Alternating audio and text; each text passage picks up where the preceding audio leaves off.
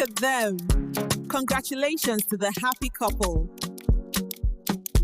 Wedding day, Chioma discovered a secret that would destroy her marriage.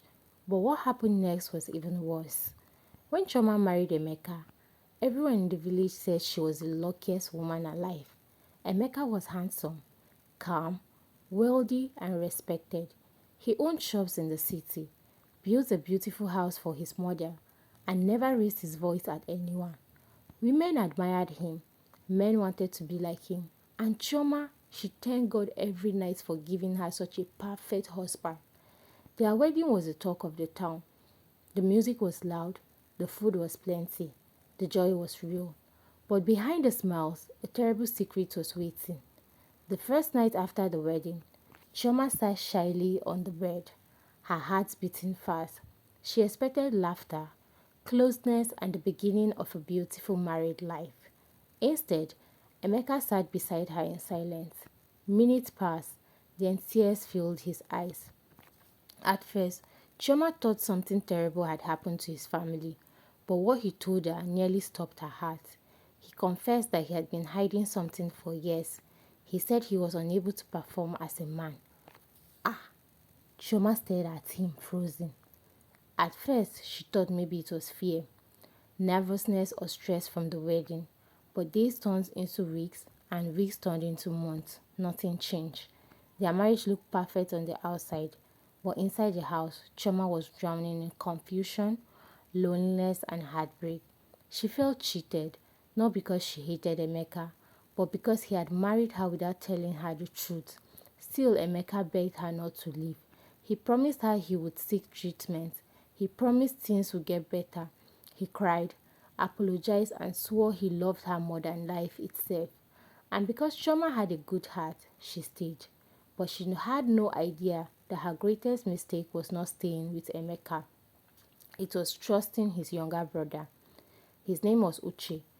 Uche had always been too friendly, too available, too observant, too interested in their marriage.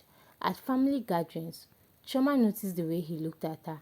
He would make careless jokes, offer help she never asked for, and always find a reason to be around. At first, she ignored him, but one afternoon, when Emeka had traveled for business, Uche came to the house with food and drinks. Chioma didn't want to let him in, but he spoke softly and acted concerned. He told her he knew what was going on. Her blood ran cold. She asked him what he meant. Uche leaned closer and said quietly, "You think nobody knows about my brother's secret?" Chioma's hand began to shake.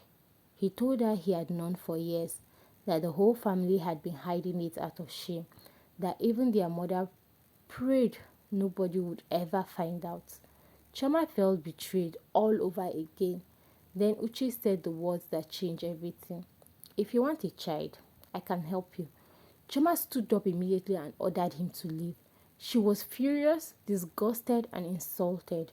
But after he left, his words refused to leave her mind, because in that society, every woman knew one cruel truth. When marriage had no child, people rarely blamed the man.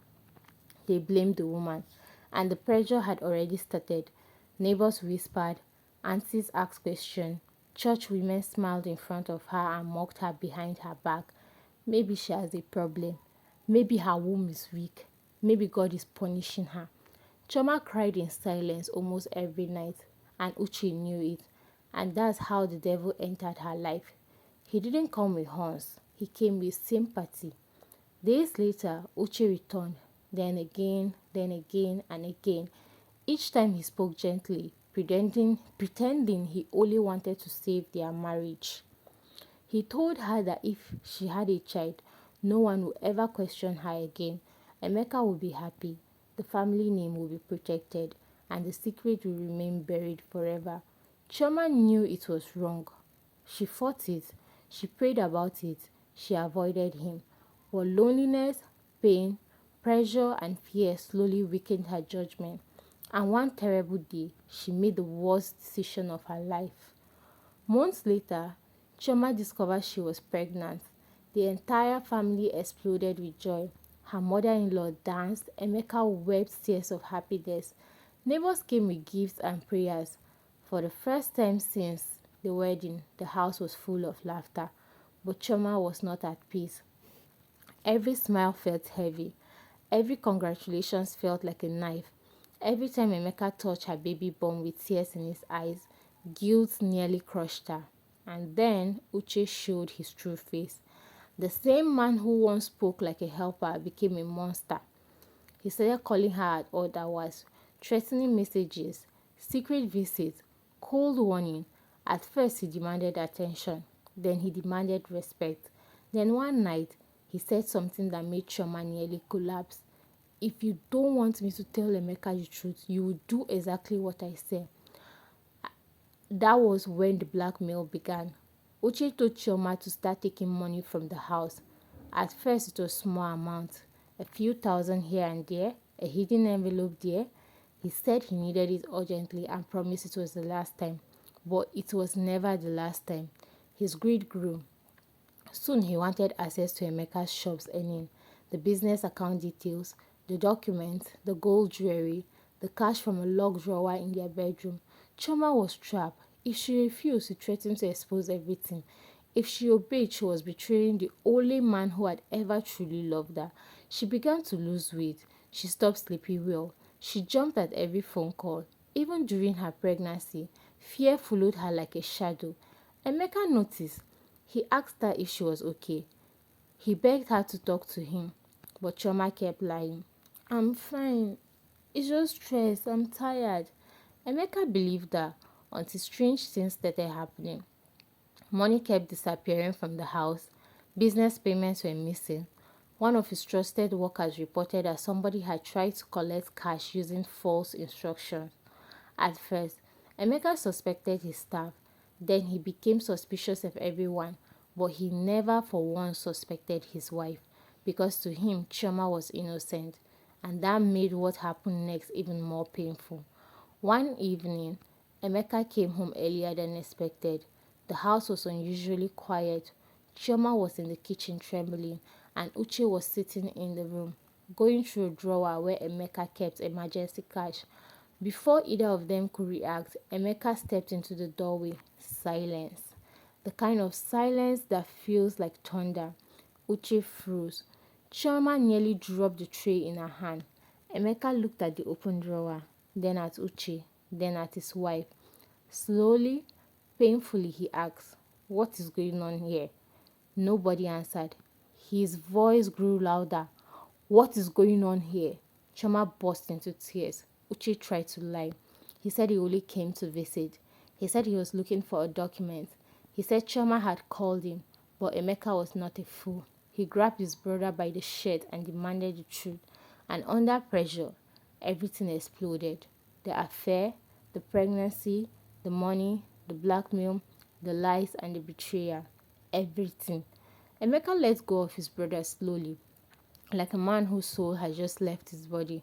He turned to Chioma, the woman he loved, the woman he defended, the woman carrying the child he thought was his. His lips trembled, and then he asked the most heartbreaking questions of all. "So this baby is not mine?" Chioma fell to her knees, crying uncontrollably. She tried to explain the pressure, the shame, the loneliness, the manipulation, the fear, but some truths are too heavy for excuses. Emeka looked at his brother like he was staring at a snake. Then he said quietly, "You did not only betray me, you destroyed my home." That night, the entire family gathered. Their mother screamed in disbelief. Neighbors heard shouting. Secrets that had been hidden for years burst open like fire. And by morning, the once respected family had become the center of shame in their entire community. Uche was thrown out of the family house, disowned, rejected. His greed had buried him. As for Choma, she packed her things and left in tears, not because Emeka chased her immediately, but because she knew she had broken something that could never return to what it was.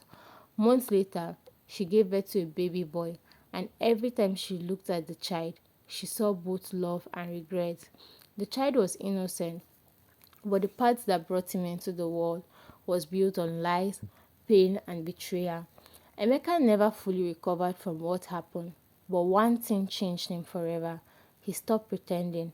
For the first time in his life, he admitted the truth about himself and sought real help instead of hiding behind marriage, because silence had cost him everything. And Chioma, she learned a painful lesson too late. A secret covered with sin does not stay hidden forever. It only grows until it destroys everyone involved.